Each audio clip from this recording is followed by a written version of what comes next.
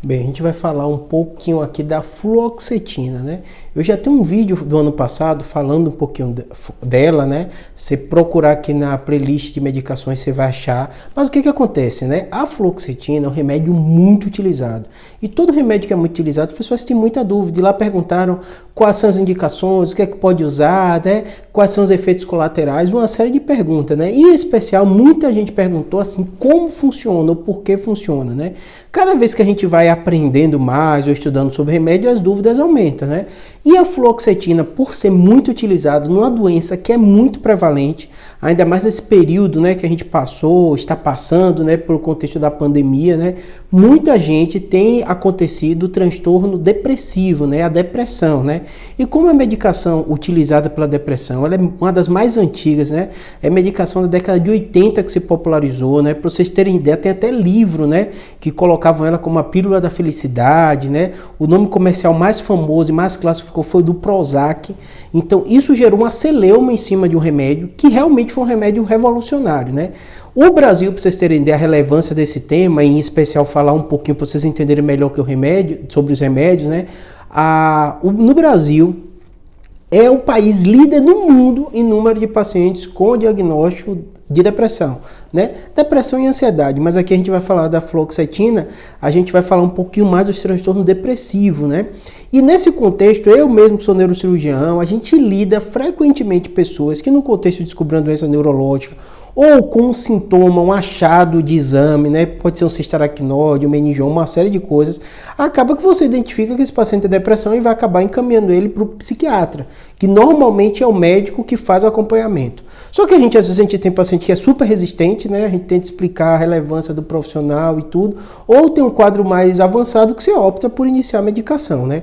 A fluoxetina, a grande vantagem dela é que o remédio é muito seguro.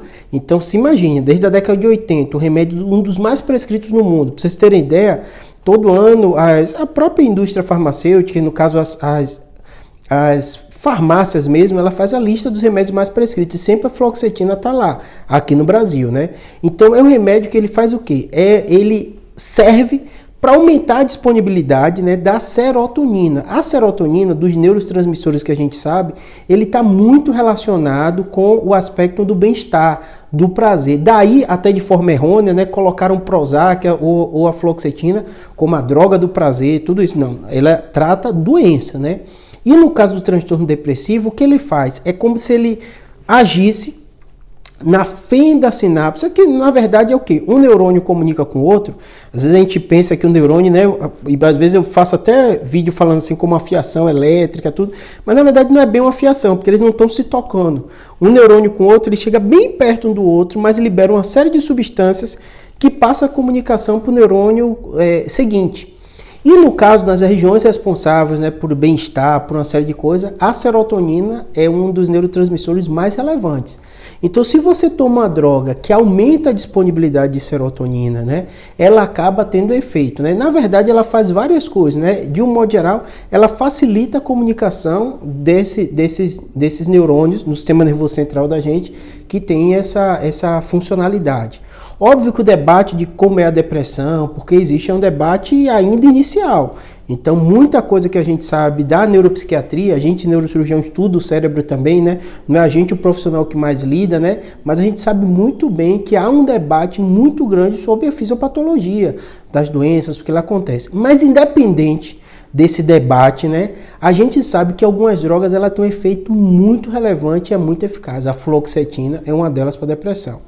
Segura para gestante, né? Segura em populações mais jovens, né? Segura na população idosa. Então ela tem um efeito, né, benéfico, baixíssimos efeitos colaterais. Tem alguns detalhes de efeitos colaterais que os pacientes reclamam, que basicamente é o seguinte: no início, quando você começa a utilizar qualquer tipo de droga, ela muda seu organismo.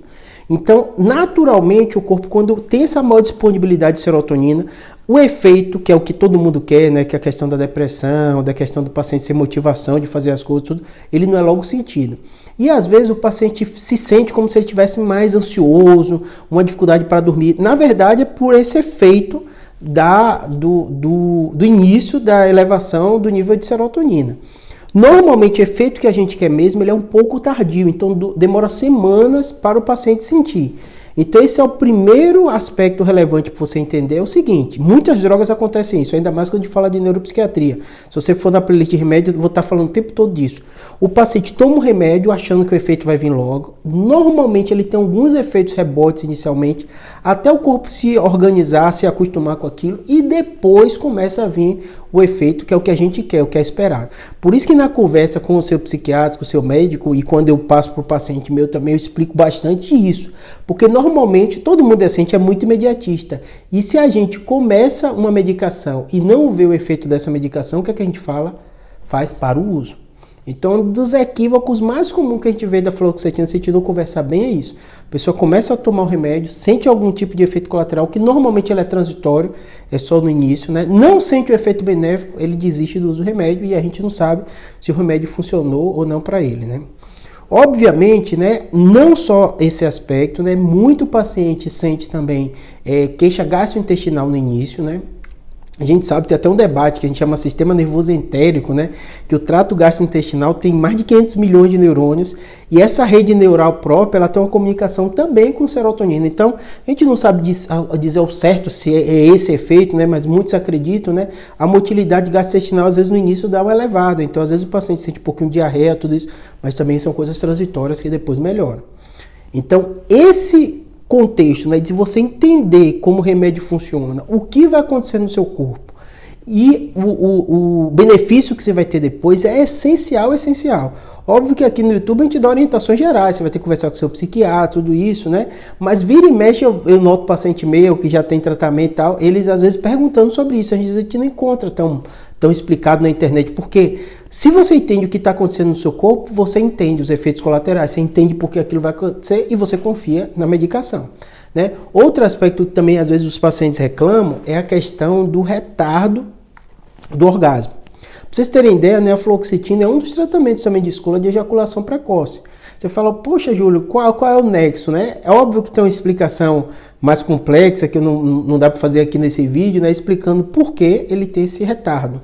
Então, às vezes, o paciente, inicialmente, ele fica meio notando que modificou o desempenho no aspecto do atraso, né? Até ele sentir o prazer. Então, também é uma coisa que vira e mexe a pessoa que tem uma atividade sexual saudável, isso, aquilo, ele meio que nota também, né? E a questão do apetite aí vai depender também de pessoa para pessoa, mas muitas vezes, ainda mais nessa fase inicial, o paciente nota que houve uma pequena redução. Lembrando, o que eu estou falando aqui para vocês é aspecto geral de como o remédio funciona, quais os possíveis efeitos que você pode ou não sentir. Mas por que a gente médico gosta de explicar tudo? Porque normalmente o que acontece? Se você nota uma coisa que você não sabe a causa, você às vezes abandona o remédio, você abandona o tratamento.